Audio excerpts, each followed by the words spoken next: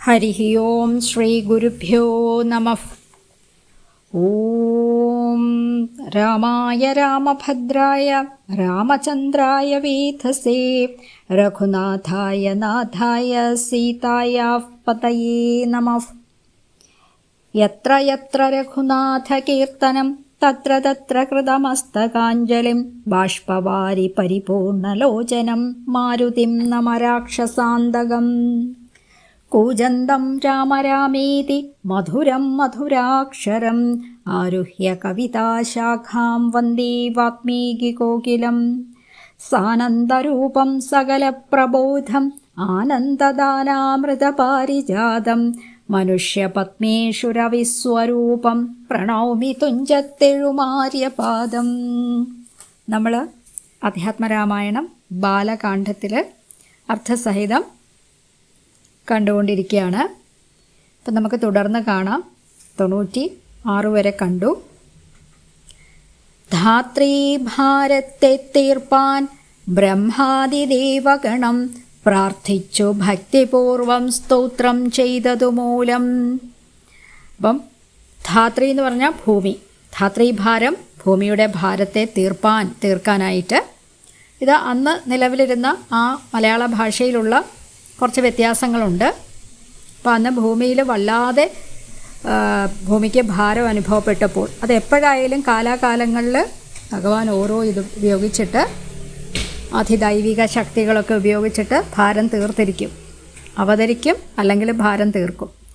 ധാത്രീ ഭാരത്തെ തീർപ്പാൻ ബ്രഹ്മാദിദേവഗണം, ബ്രഹ്മാദികളായിട്ടുള്ള ആ ദേവഗണം കൂട്ടം പ്രാർത്ഥിച്ചു ഭക്തിപൂർവം സ്തോത്രം ചെയ്തതുമൂലം. ആ പ്രാർത്ഥിച്ചിട്ട് ഭക്തിപൂർവം അങ്ങനെ സ്തുതിച്ചപ്പോൾ ദുഗ്ധാബ്ധി മധ്യേ, ദുഗ്ധാബ്ധി എന്ന് പറഞ്ഞാൽ ദുഗ്ധം ക്ഷീരമാണ്, പാലാണ്. അബ്ധി സമുദ്രം. അതിൻ്റെ മധ്യത്തിൽ ഭോഗിസത്തമനായിടുന്ന, ഭോഗിസത്തമനാരാണ്? ആ അനന്തനാണ്. അനന്തൻ്റെ മുകളിൽ മെത്തമേൽ യോഗനിദ്ര ചെയ്തിടും നാരായണൻ. നമുക്കറിയാം ഭഗവാൻ അവിടെ യോഗനിദ്രയാണ്, പകുതി കണ്ണുകൾ അടച്ച പോലെയാണ്, പക്ഷെ കാര്യങ്ങളെല്ലാം ഉള്ളിൽ അറിയുന്നുണ്ട്. ചെയ്തിടും നാരായണൻ, ധരന്മാരുടെ അയനമായിരിക്കുന്നവരാണ് നാരായണൻ. നാരത്തിൽ ശയിക്കുന്നത് കൊണ്ട്, കാരണജലത്തിൽ ശയിക്കുന്നത് കൊണ്ട് നാരായണൻ. ഇനിയും അർത്ഥങ്ങളുണ്ട്. ധാത്രീ മണ്ഡലം തന്നിൽ, ഭൂമിയിൽ മാർത്താണ്ഡകുലത്തിങ്കൽ, മാർത്താണ്ഡകുലം സൂര്യകുലം. ധാത്രീന്ദ്രവീരൻ ദശരഥനു തനയനായി, ധാത്രിയിലുള്ള ആ വീരനായ ദശരഥന് തനയനായി. 10 ദിക്കിലേക്ക് ഒരുപോലെ രഥം ഓടിച്ചിട്ട് യുദ്ധം ചെയ്യാൻ കഴിവുള്ള ആളായിരുന്നു ദശരഥൻ. അദ്ദേഹത്തിന് തനയൻ പുത്രനായി. രാത്രിചാരികളായ രാവണാദികൾ തമ്മേ, രാത്രിചാരികൾ ആരാണ്? രാത്രിയിൽ ചരിക്കുന്നവർ, രാക്ഷസന്മാർ ഉള്ള ആ രാവണാദികളായ രാക്ഷസന്മാരെ മാർത്താണ്ഡാത്മജപുരം പ്രാപിപ്പിച്ചോരു ശേഷം. മാർത്താണ്ഡൻ സൂര്യൻ, മാർത്താണ്ഡാത്മജൻ യമൻ, സൂര്യപുത്രനായിട്ടാണ് പറയുക. അത് കാലൻ്റെ, യമൻ്റെ പുരം, കാലൻ്റെ പുരം. പ്രാപിപ്പിച്ചോരു ശേഷം, അവിടെ എത്തിച്ചിട്ട് രാവണാദികളെയൊക്കെ വധിച്ചിട്ട് എന്നർത്ഥം. ആദ്യമാം ബ്രഹ്മത്വം പ്രാപിച്ച വേദാന്തവാക്യവേദ്യനാം, പിന്നീട് തിരിച്ചെന്ത് ആ സ്വരൂപത്തിലേക്ക് തന്നെ അവതരിച്ചതിന് ശേഷം ആ സ്വരൂപത്തിലേക്ക് തന്നെ പോയ വേദാന്തവാക്യവേദ്യനാം. വേദാന്തം ഉപനിഷത്താണ്, ശ്രുതിയാണ്. ആ വേദാന്തവാക്യങ്ങളാൽ അറിയപ്പെടുന്ന വേദ്യനാം സീതാപതി ശ്രീപാദം വന്ദിക്കുന്നേൻ. സീതയുടെ പതിയാരാണ്? ശ്രീരാമൻ്റെ. ആ ശ്രീപാദം, ശ്രീ എന്ന് പറഞ്ഞാൽ ലക്ഷ്മി ദേവി ഐശ്വര്യം ത്തോടുകൂടി ആ പാദങ്ങളെ ഞാൻ വന്ദിക്കുന്നു. അപ്പോൾ അതാണ് അത്രയും പറഞ്ഞത്. ഇനി ഉമാമഹേശ്വര സംവാദമാണ്. ഉമ എന്ന് പറയുമ്പോൾ പാർവതീദേവി, മഹേശ്വരൻ ശിവഭഗവാൻ. കൈലാസാചലേ സൂര്യകോട്ടിശോഭിതേ വിമലാലയേ രത്നപീഠേ സംവിഷ്ടം ധ്യാനനിഷ്ഠം. കൈലാസ അചലേ, അചലം എന്താണ്? ചലിക്കാത്തത്, പർവ്വതം, ഉറച്ചിരിക്കുന്നത്. കൈലാസ പർവ്വതത്തിൽ സൂര്യകോട്ടിശോഭിതേ. ആ കോടി സൂര്യന്മാരുടെ, ഒരു സൂര്യൻ്റെ തന്നെ പ്രഭ എന്താണെന്ന് അറിയാമല്ലോ, അത്രയും 1000 കോട്ടി സൂര്യന്മാരുടെ ശോഭയോട് കൂടിയ വിമലാലയേ. വിമലം എന്ന് പറഞ്ഞാൽ വിഗതഹ മലം എന്നാണ്, അതായത് രത്നം പോലെ പ്രഭ പടർത്തുന്നത്, നമുക്ക് സന്തോഷത്തെ തരുന്നത്, പരിശുദ്ധമായത്. രത്നപീഠേ, രത്നം കൊണ്ടുള്ള പീഠത്തിൽ സംവിഷ്ടം ധ്യാനനിഷ്ഠം, ധ്യാനനിഷ്ഠനായിട്ട് ഇരിക്കുന്ന. ഭാലലോചനം, ഭാലലോചനൻ ആരാണ്? ശിവൻ. മുനിസിദ്ധദേവാദിസേവ്യം, മുനിമാർ, സിദ്ധന്മാർ, ദേവന്മാർ, അവരാൽ സേവിക്കപ്പെടുന്ന. നീലലോഹിതം, ആ കഴുത്തിൽ നീല നിറമുണ്ട്. ലോഹിതം എന്ന് പറഞ്ഞാൽ ചുവപ്പ് നിറം, ജടയിലോ കഴുത്തിലൊക്കെ ചുവപ്പ് നിറമുള്ള. നിജഭർത്താരം, തൻ്റെ ഭർത്താവായിരിക്കുന്ന. ഭർത്താവെന്ന് പറഞ്ഞാൽ ഭാര്യയെ അല്ലെങ്കിൽ മക്കളെ ഭരിക്കുന്നവൻ അല്ലെങ്കിൽ സംരക്ഷിക്കുന്നവൻ എന്നാണ്. വിശ്വേശ്വരം, വിശ്വേശ്വരനാണ്, വിശ്വത്തിൻ്റെ എല്ലാ ബ്രഹ്മാണ്ടങ്ങളുടെയും ഈശ്വരനായിരിക്കുന്ന. നമ്മൾ പറഞ്ഞു ഈശ്വരൻ എന്ന് പറയുമ്പോൾ ഈശ് ധാതുവാണ്, ഭരണനിപുണനാണ്, ഭരണകർത്താവാണ്. കർത്തും അകർത്തും അന്യഥാ കർത്തും ഇത് ഈശ്വര, ചെയ്യാനും ചെയ്യാതിരിക്കാനും വേറൊരു രീതിയിൽ ചെയ്യാൻ കഴിയുന്നവനുമാണ് ഈശ്വരൻ എന്ന് പറയുന്നത്.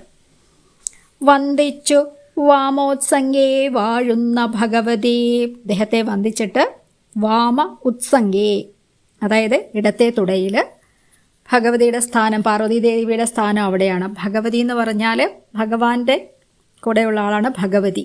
അതേപോലെ 6 ഭാഗങ്ങളോട് കൂടിയ ആളാണ് ഭഗവതി എന്ന് പറയുന്നത്. ഐശ്വര്യസ്യ സമഗ്രസ്യ വീര്യസ്യ യശശ്രിയഃ ജ്ഞാനവിജ്ഞാനയോശ്ചൈവ ഷണ്ണാംഭക ഇതീരിണാം എന്നാണ്. അപ്പം അത് ഭഗവാൻ പോലെ തന്നെ അത് സർവത്ര നിറഞ്ഞ് ആരിൽ ഇതൊക്കെ കാണപ്പെടുന്നു, അതാണ് ഈ ഭഗവാൻ എന്ന് പറയുന്നത്, ഭഗവതി എന്നും പറയണേ. സുന്ദരി ഹൈമവതി, ഹൈമവതി എന്ന് പറയുമ്പോൾ ഹിമവാന്റെ പുത്രി. ചോദിച്ചു ഭക്തിയോട്ടെ സർവാത്മാവായ നാഥ, സർവാത്മാവാണ്, എല്ലാത്തിലും ആത്മാവായിട്ട് ഇരിക്കുന്ന ആൾ,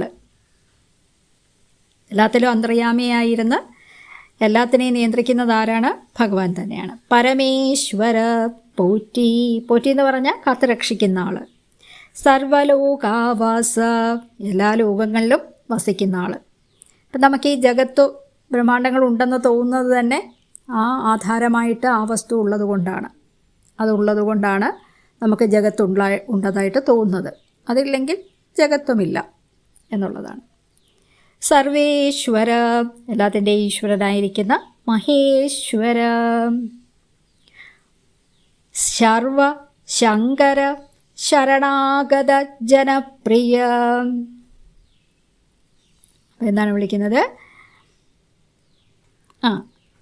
ശങ്കര, ശങ്കര എന്ന് പറഞ്ഞാൽ ശം കരോതി ഇതി ശങ്കര, മംഗളത്തെ നൽകുന്നത് ആത്മതത്വം തന്നെയാണ്. പരമമായ മംഗളം എന്ന് പറയുന്നത് അത് നൽകുന്ന ആരാണ്? ശങ്കരൻ. ശരണാഗത ജനപ്രിയ, ശർവ എന്ന് പറഞ്ഞാൽ പ്രളയകാലത്ത് എല്ലാത്തിനെയും തന്നിലേക്ക് സംഹാരം നടത്തുന്ന, തന്നിലേക്ക് വലിച്ചെടുക്കുന്നത് ആരാണ്? അതാണ് ശർവൻ. ശങ്കരൻ ശരണാഗത ജനപ്രിയ. സർവദേവേശ, ശരണാഗതൻ, നമുക്ക് വന്നിരിക്കുന്ന എല്ലാ ശരണം പ്രാപിക്കുന്ന എല്ലാ ജനങ്ങൾക്കും പ്രിയനായിരിക്കുന്നവൻ. സർവദേവേശ, എല്ലാ ദേവനും ഈശനായിരിക്കുന്നതും. ജഗന്നായക, ജഗത്തിൻ്റെ ആ നായകനായിരിക്കുന്ന ആൾ. കാരുണ്യാധ്യേ, കരുണയുടെ സമുദ്രമായിരിക്കുന്ന, അത്രത്തോളം കരുണയുള്ള. അത്യന്തം രഹസ്യമാം വസ്തുവെന്നിരിക്കലും, എത്രയോ രഹസ്യമായ വസ്തുവാണെങ്കിലും എത്രയും മഹാനുഭാവന്മാരായുള്ള ജനം, അത്രയും ആ മഹാനുഭാവന്മാരായിട്ടുള്ള ജനം. ഇതൊക്കെ നമുക്ക് മനസ്സിലാവുന്ന കാര്യങ്ങളാണ്. ഭക്തി വിശ്വാസ ശുശ്രൂഷാദികൾ കാണും തോറും ഭക്തന്മാർക്കുപദേശം ചെയ്തിടുമെന്നു കേൾപ്പൂ. എത്രത്തോളം ഭക്തിയോടെയും വിശ്വാസത്തോടെയും ശുശ്രൂഷാദികൾ ഭഗവാന് ചെയ്യുന്നോ അത്രത്തോളം ഭക്തന്മാർക്ക് ഉപദേശം ചെയ്യും എന്നാണ് കേട്ടിരിക്കുന്നത് എന്ന് പരമേശ്വരനോട് പാർവതീദേവി പറയുകയാണ്. ആകയാൽ ഞാനുണ്ടൊന്നു നിന്തിരുവടി തന്നോട് ആകാംക്ഷ പരവശ ചെയ്തസാ ചോദിക്കുന്നു.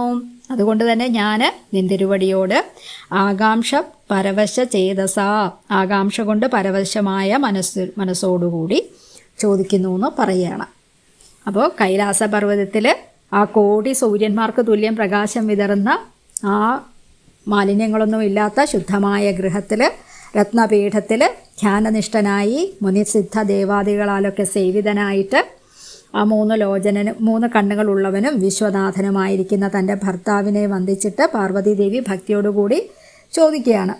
എന്താണ്? സർവാത്മാവും എല്ലാ ലോകങ്ങളിലും വസിക്കുന്നവനും ആശ്രിതന്മാരെയെല്ലാം വത്സനായിരിക്കുന്ന ജഗത്തിൻ്റെ എല്ലാം നാഥനായിരിക്കുന്ന അല്ലയോ മഹേശ്വര പരമേശ്വര.